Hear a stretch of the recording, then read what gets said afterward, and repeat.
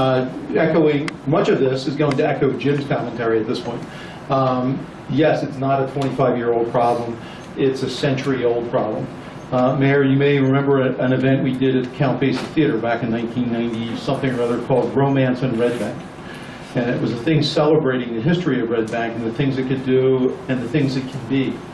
And one of those things was a film by Dan Dorn, taken around the turn of the 20th century, showing the Red Bank Chamber of Commerce walking up and down the streets of Red Bank in 1920-something or other with a Model T looking for a place to park. It's that old a problem in Red Bank. It's not a new problem. Minimum three successive master plans before the 1995 plan cited parking as a problem. It's not just a century-old problem, it's a century-forward problem as well. And I think we need to all recognize that. The current implications, property tax assessments are not doing really great, as Mr.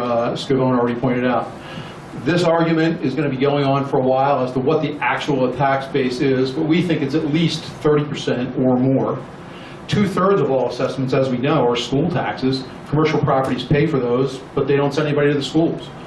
Tax appeals are increasingly successful in Red Bank, so the commercial properties are down recently in assessments, any place in the 47% range. The reduced assessments reduce the overall tax base. That's a truth. That's not a guess. At about 5%, that leads to an annual reduction in your budget revenue of more than $300,000. This year alone, you fine-tuned your budget by using enhanced parking rates to do that, stabilizing this year's budget. It was a very successful thing for you to do. Commercial real estate, especially in the CCD zones, has shown deficient parking through multiple master plans, regardless of any proposal for any future development. It's a fact that exists today.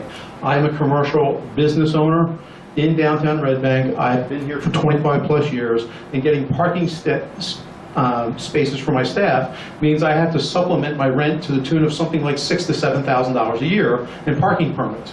I'm not arguing about that. I think it's an actually fine number for what that is. But I can't rent in Red Bank. I can't have my business here. And I know that people are leaving town, really leaving town, because they cannot have commercial office space without providing spaces for the people that work for them. Yes, parking will evolve. We may get driverless cars someday. That might be a really wonderful thing. But they don't exist today. And they may not exist for 20 more years. So in the meantime, do we sort of stay put where we are and do nothing? Or do we do something that makes an improvement to the current state of affairs and gives us an opportunity to breathe to the next generation? Last point on this obviously being just that, but if you remove some of the deficiency in parking, whatever the number is, 1,200 I think is not necessarily the number anymore, but it's been as low as 300 and it's been as many as 1,200, and we have to recognize that. It's going to enhance the rateable base for those commercial properties in the CCD zones. It's not just the businesses that understand this. Very smart citizens in Red Bank have agreed to let us use this. Mr. Tom Labetti, who you know well, did a marvelous presentation as it related to your budget this past April, has actually been actively participating in trying to keep the dialogue going on this. He's set up his own website called the White Street Lot on the internet. I recommend anybody in this room tonight that has any interest in this subject, please go there and contribute. Recently, this past weekend, he actually posted his own essay on what he thought were the important issues. I agree that all of those issues need to be addressed and need to be brought up as part of this process. But if you don't do the redevelopment zone, the discussion's over. And if the discussion's over, businesses are going to leave. I'm going to show some couple of slides here that are, quotes, possible options. And I'm going to do this with a caveat. They're possible options, but the fact of the matter is it's almost infinite. You're voting on a redevelopment zone plan. An amendment to your zoning ordinance is effectively what you're doing tonight. There is no plan. There is no design. There is no thing that is about to be constructed. What I did, using my expertise as both an architect and a planner, and coincidentally, somebody who did this for a client in Red Bank 10 years ago. So anybody that thinks that no developer will come forward to do this, come see me in my office and we'll talk. This is a plan that shows that you could, in fact, have a 4-story garage that doesn't even take the whole lot. Working with the constraints that are in this redevelopment zone, you could create a 4-story garage that went not the entire block, and it's only a 4-story building, that goes from just about English Plaza to just about Drummond Place. It's not the whole block. I left in this particular conceptual idea that you can still have a surface lot at the west side of this thing. That 4-story block that you might be there, and I say block because it doesn't have to be a block. There's so many things you can do with garage designs these days. It doesn't have to be a block. Fits no less than 650 parking spaces in that block, just that way, in a 4-story building. It also allows for a greenway, which, by the way, this zone pedestrian suggestion shows for. Even though I argued against having any traffic at the planning board meeting, we in fact do show, and did show, just in case you decided to incorporate it, that there may be a good reason to have some traffic at the east side of this lot, as well as having some traffic on the south side of the lot, which provides for access to the properties along Monmouth Street. All these properties right now have easements in and out of English Plaza, or excuse me, out of White Street, to get into the backs of their properties and need to function that way. There is nothing about this zone plan that says you can't do that. And maybe it might be a recommendable thing for any developer in order to make this an actual functional part of Red Bank. Now, by doing something like this, you can actually have a connection from Monmouth Street, past the Dublin House, to a green space, to English Plaza, out to Riverside Gardens Park. All this is possible. It doesn't say you have to do this, but it's possible. These two little red lines shown here are things that are actually in the plan, which is a 10-foot setback, and then another additional 15-foot setback. And what that means is that within your downtown zone now, out of your actual existing land use plan, anybody in downtown doesn't have to stay off the property line at all. They can build right to their property line. That's an allowed part of the CCD zone, and you could do that. But this plan actually says, no, you got to pull the building back 10 feet, which gives you more room to really make for a really nice pedestrian street along White Street. Additionally, if you go above 4 stories, you need to step back an additional 15 feet. That gives you more light and air getting away from that. So it's a simple thing. It's a diagram. It's not a building. It's just a possibility of something that could be done just using this very simple set of zoning tools. The other thing people talk about, it's a behemoth, it's going to be a disaster, it's going to be whatever. Garages look like lots of things in lots of places around the world, but all of these happen to be in America. This is in Jersey City. This, Miami, I realize we can't get quite as much, green stuff as they can get in Miami, but you could do a green building, a literally green building if you wanted to. And there's, what a coincidence, retail on the first floor. Find the garage in that building. I happen to know where it is. It's in Baltimore, and I happen to know where that happens. But the truth of the matter is, you have to look to try to find where the parking garage is in that building. It doesn't have to be an eyesore. This happens to be 8 stories tall and steps down to 2 stories tall.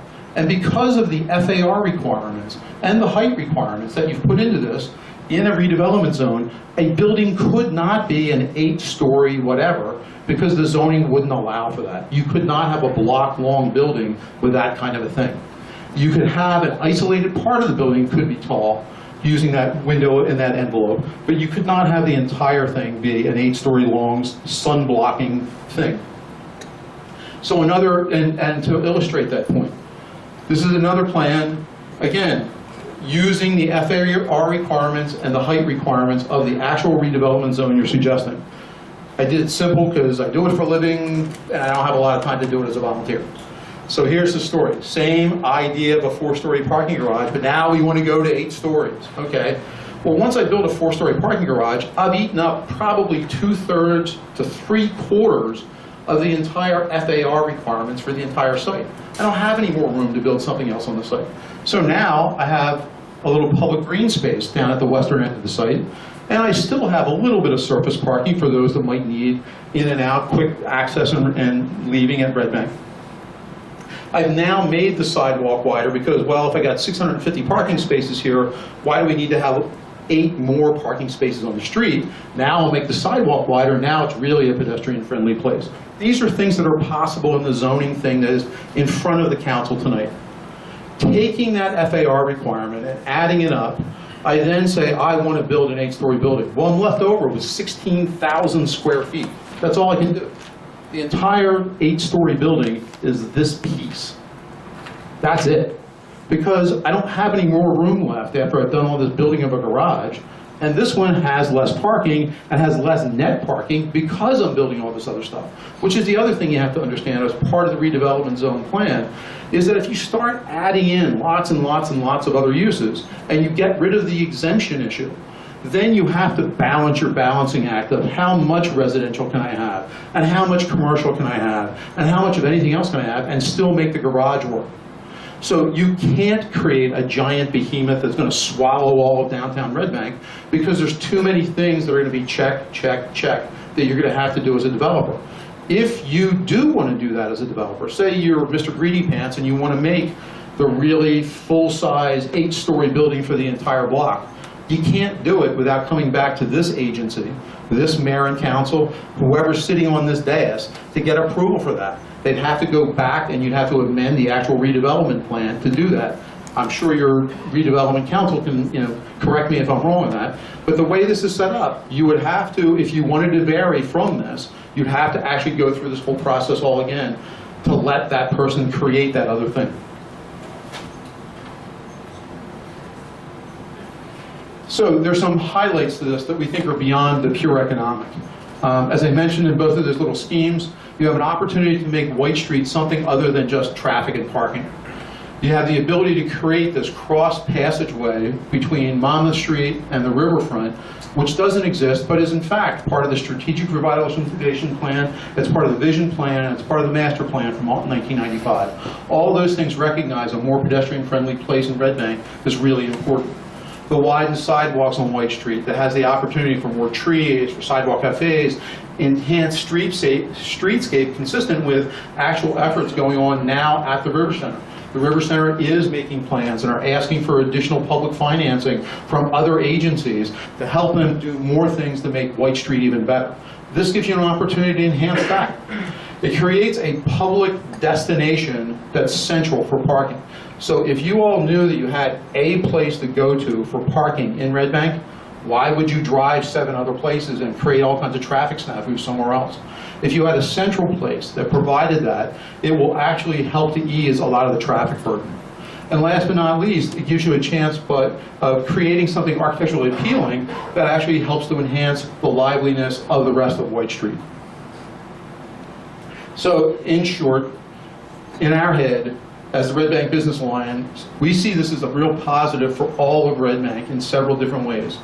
It gets us a total gain in excess of 500 parking spaces at the center of the Central Business District.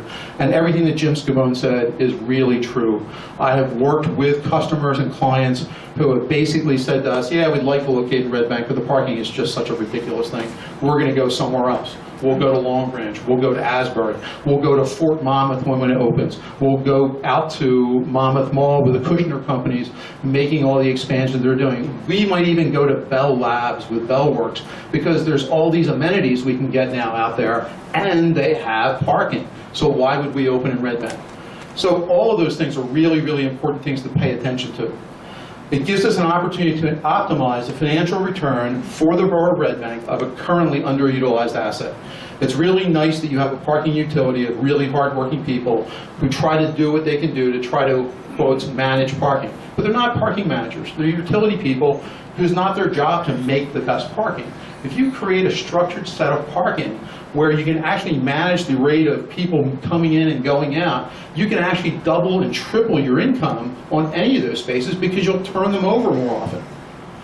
This is a real revenue enhancement thing for the borough. It's not a revenue enhancement for these individual business owners. It gives you better parking and traffic distribution. It enhances your streetscapes. It complements the existing business environment. What Jim said earlier before me is so, so true. It's the upper stories that are dying as much as anything else. We can't keep those spaces busy and full because we can't bring people in to park there. I can't have my employees come. My customers have a hard time parking.